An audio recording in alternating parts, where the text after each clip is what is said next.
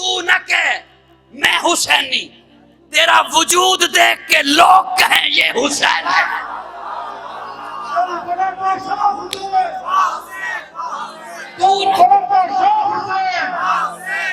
تیرا ایک انگ بتائے، تیرا زندگی کا ایک رنگ بتائے، تیرے چلنے کا ایک ڈھنگ بتائے، تیرا وجود بتائے کہ تو حسینی، تیرا چلنا پھرنا بتائے کہ تو حسینی، تیرا اٹھنا بیٹھنا بتائے کہ تو حسینی، تیرا کھانا پینا بتائے کہ تو حسینی، تیری تجارت بتائے کہ تو حسینی، تیری معیشت بتائے کہ تو حسینی، تیری معاشرت بتائے کہ تو حسینی، تیرا لین دین بتائے کہ تو حسینی، تیرا قول بتائے کہ تو حسینی، تیری نماز بتائے کہ تو حسینی۔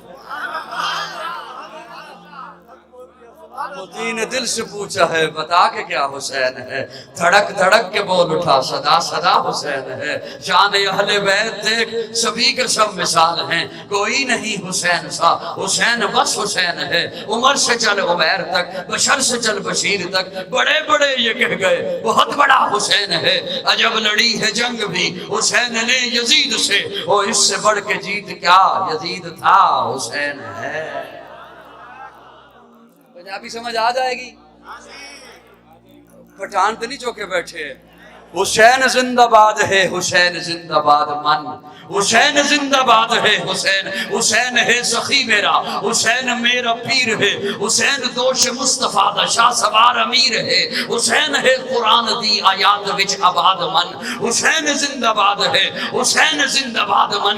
مدینۃ الرسول تو میدان کربلا تلک، تن بدن لہو جگر اذان کربلا تلک، یزید با فساد ہے، حسین دا جہاد من۔ حسین دا جہاد من، نہ بیس کر نہ بیس ہے، حسین ایک معیار ہے، حسین دے لہو دے وچ علی دا ایک خمار ہے۔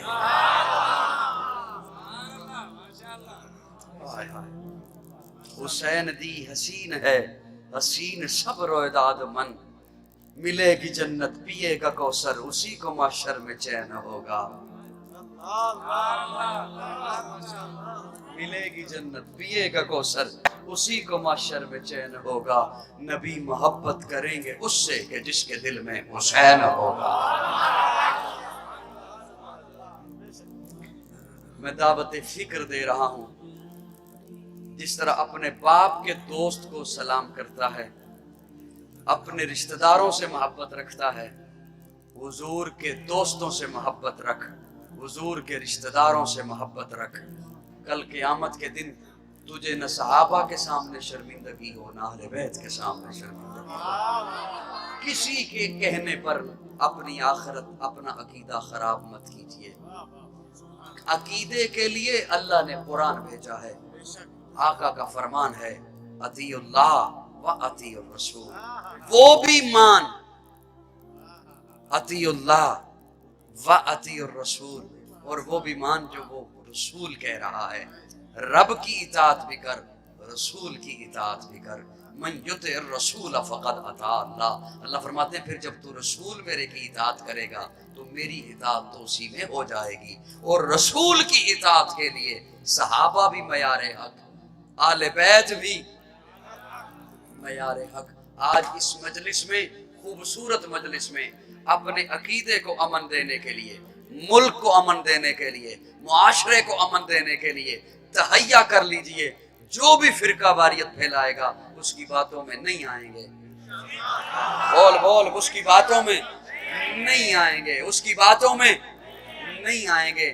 تجھے نہیں پتا تجھ سے غلط انداز میں کس طرح کام لے کر بیرونی قوتیں خوش ہوتی ہیں کہ یہ قوم تقسیم ہو جائے تو پھر ان پر حملہ کیا جائے۔ مودی یہ نہیں دیکھ رہا کہ میں کسے للکار رہا ہوں، وہ پاکستان کو للکارتا ہے، اور پاکستان کے مسلم کو متحد ہونے کی ضرورت ہے۔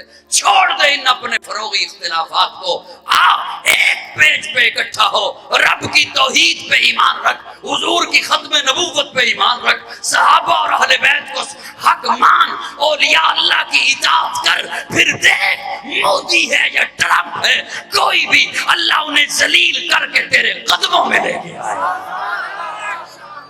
اللہ رب العزت پاکستان کو سلامت رکھے، اللہ پاکستانیوں کو سلامت رکھے، اللہ کرے انشاءاللہ ایک مدینہ اور ایک پاکستان، یہ دو ملک ہیں جن کی بنیاد کلمہ اسلام ہے، اور بنیاد مضبوط ہے۔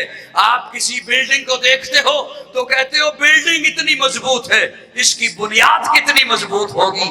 پاکستان اب تک قائم ہے اور انشاءاللہ قیامت کی صبح تک پاکستان دنیا کے نقشے پر قائم رہے گا، مدینہ دنیا کے نقشے پر قائم رہے گا، اس لیے کہ مدینہ کی بنیاد بھی لا الہ الا اللہ ہے، پاکستان کی بنیاد بھی لا الہ الا اللہ ہے۔